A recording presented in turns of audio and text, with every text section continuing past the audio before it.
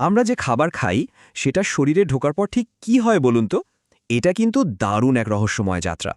চলুন আজ এই পুরো বিষয়টা একদম সহজ করে জেনে নেওয়া যাক। আচ্ছা, ভাবুন তো, গরম গরম এক প্লেট বিরিয়ানি, কি দারুণ ব্যাপার, তাই না?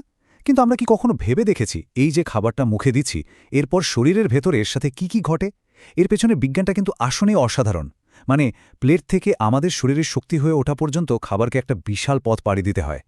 তো খাবারের এই যে লম্বা জার্নি, এর প্রথম স্টেশন বা প্রথম ধাপ কিন্তু আমাদের মুখ। অনেকেই হয়তো ভাবি যে হজমের সব কাজ বুঝি পেটেই হয়, কিন্তু না, আসল গল্পটা শুরু হয় তারও অনেক আগে থেকে। এই যে আমরা দাঁত দিয়ে খাবার চিবাই, এটাকে কিন্তু একদম হালকাভাবে নেওয়ার কিছু নেই। এটাই হচ্ছে হজম প্রক্রিয়ার প্রথম আর সবচেয়ে জরুরি একটা ধাপ। অনেকেই মনে করে হজম মানেই পেটের কারবার, কিন্তু ব্যাপারটা মোটেই তেমন না। সত্যি বলতে কি, হজমের প্রায় অর্ধেক যান্ত্রিক কাজ কিন্তু আমাদের মুখেই হয়ে যায়। এখানেই কিন্তু একটা মজার ব্যাপার আছে। দাঁত যখন খাবারটাকে পিষে ছোট করতে ব্যস্ত, ঠিক তখনই আমাদের লালার মধ্যে থাকা একটা এনজাইম, যার নাম অ্যামাইলেজ, সে তার রাসায়নিক কাজ শুরু করে দেয়। তার মানে কি দাঁড়ালো? শর্করা বা কার্বোহাইড্রেট জাতীয় খাবারের হজম কিন্তু পেট পর্যন্ত যাওয়ার আগেই আমাদের মুখেই শুরু হয়ে যায়। তাহলে আসল কথাটা কি? পরের বার যখন খেতে বসবেন, তখন এটা মাথায় রাখা ভালো যে হজমের একটা খুব গুরুত্বপূর্ণ অংশ কিন্তু খাবারটা গেলার আগেই শুরু হয়ে যাচ্ছে। আচ্ছা, মুখে চিবানো শেষ, এবার খাবারটা তার পরের গন্তব্যের দিকে রওনা দেয়। এই পথটা হল খাদ্যনালী বা এসেফাগাস। এটা আমাদের মুখ থেকে পাকস্থলী পর্যন্ত একটা মসৃণ পাইপের মতো কাজ করে।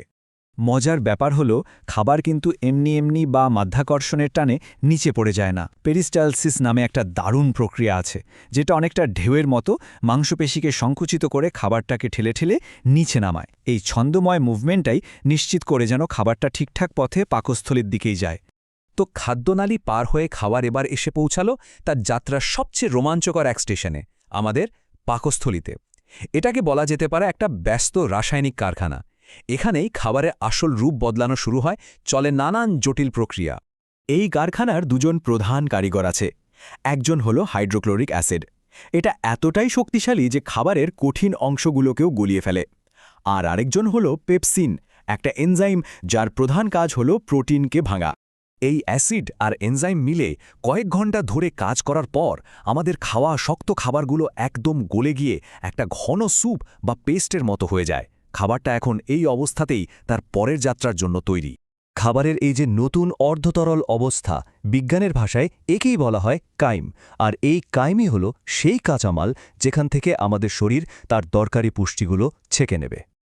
পাকস্থলীর কারখানা থেকে বেরিয়ে কাইম এবার এসে পৌঁছায় তার যাত্রার সবচেয়ে গুরুত্বপূর্ণ জায়গায়, ক্ষুদ্রান্ত্র বা স্মল ইন্টেস্টাইনে। বলতে পারেন, এখানেই আসল ম্যাজিকটা হয়। আমাদের শরীর তার প্রয়োজনীয় পুষ্টি শোষণ করার কাজটা এখানেই করে। তবে ক্ষুদ্রান্ত্র কিন্তু এই বিশাল কাজটা একা করে না। তাকে সাহায্য করার জন্য আরও 3টে বন্ধু অঙ্গ এগিয়ে আসে। আমাদের লিভার বা যকৃৎ, সে ফ্যাট হজম করার জন্য পিত্তরস বা বাইল তৈরি করে। পিত্তথলি বা গল ব্ল্যাডার সেই রসটাকে জমা রাখে। আর অগ্নাশয় বা প্যাঙ্ক্রিয়াস আরও অনেক শক্তিশালী এনজাইম সাপ্লাই দেয়। তাহলে পুরো ব্যাপারটা কি দাঁড়াচ্ছে?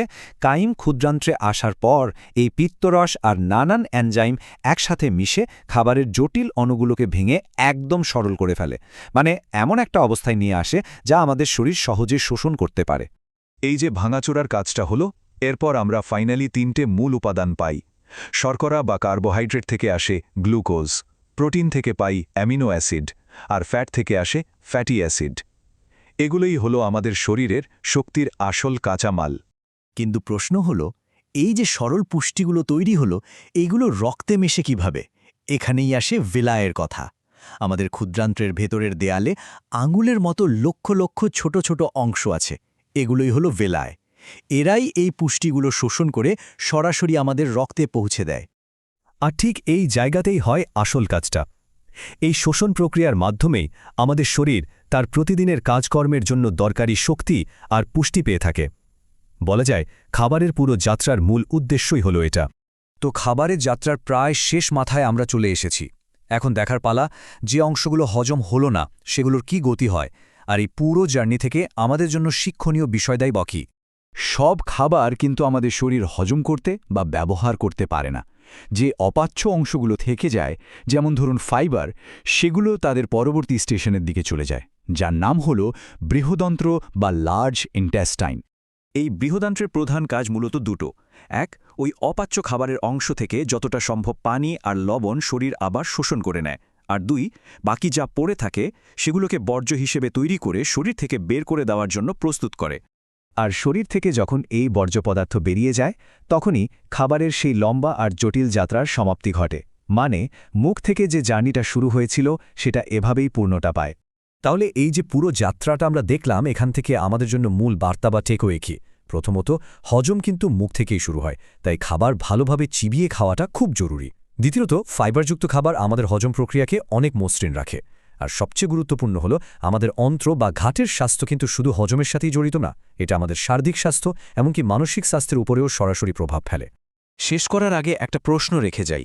আমাদের শরীরের ভেতরে যে প্রতিনিয়ত এত অসাধারণ একটা সিস্টেম কাজ করে চলেছে, তাকে আরও ভালোভাবে সাপোর্ট করার জন্য আমরা কি করতে পারি? আমাদের খাদ্যাভ্যাসে কি ধরনের ছোট ছোট ইতিবাচক পরিবর্তন আনলে এই পুরো প্রক্রিয়াটা আরও সুন্দরভাবে চলবে? উত্তরটা কিন্তু আমাদের নিজেদেরই খুঁজে বের করতে হবে।